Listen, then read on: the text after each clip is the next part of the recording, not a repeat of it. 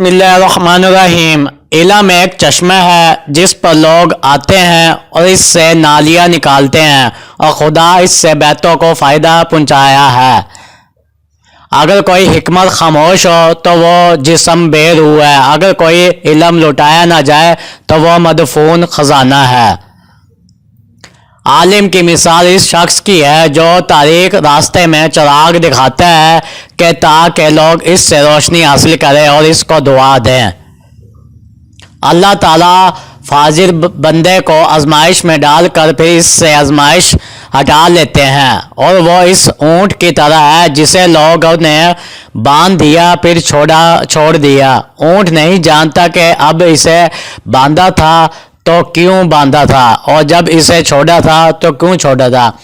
اس خدا کا شکر ہے جو ہمارا غافل ہوا اور ہمارے رزق میں وسعت دی۔ مومن کی آزمائش ماضی کی کوتاہیوں کا غفارہ بن جاتی ہے۔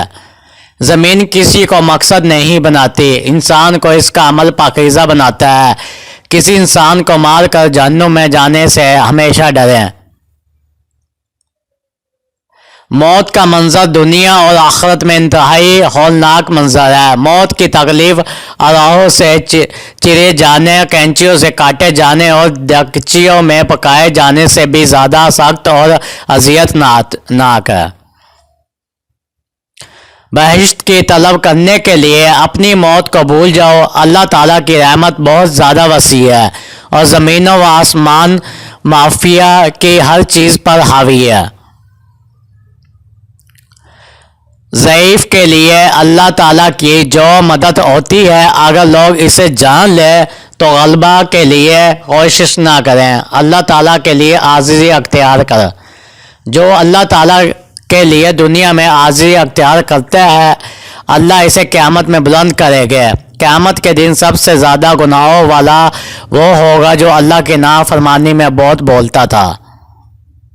یقین جانیے کہ آپ کا ایک پروردگار ہے جو منکرین کو کچل ڈالتا ہے اور اپنی نعمتوں کو بدلتا رہتا ہے۔ اللہ تعالیٰ بہت بڑے کارساز، غلبہ دینے والے اور قادر ہے۔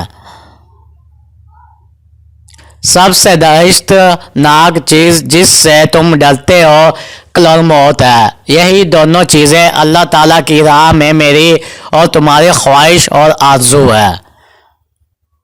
جس وقت تم دشمن کے پاس پہنچ جاؤ تم احتیاط رکھو، نفس پر مغرور ہو کر اپنی جان کو خواہ نرک میں نہ ڈالو۔ عورت نے حاملہ ہونا ہے تو کچھ کھجوریں کھائے، عورت نے دبلا ہونا ہے تو سونف کھائے، عورت نے موٹا ہوتا ہے تو میٹھا کھائے، عورت نے گورا ہونا ہے تو پستہ کھائے۔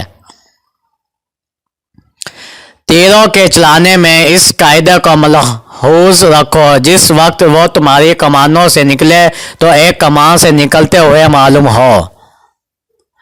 کتنے ہیں جو اپنے نفس کو عزت دینے والے ہیں حالانکہ وہ اس کی توہین کر رہے ہیں۔ پرانی برائیوں کو نیکیوں سے ختم کرو، نصرت الامانت خدا کے ہاتھ میں ہے۔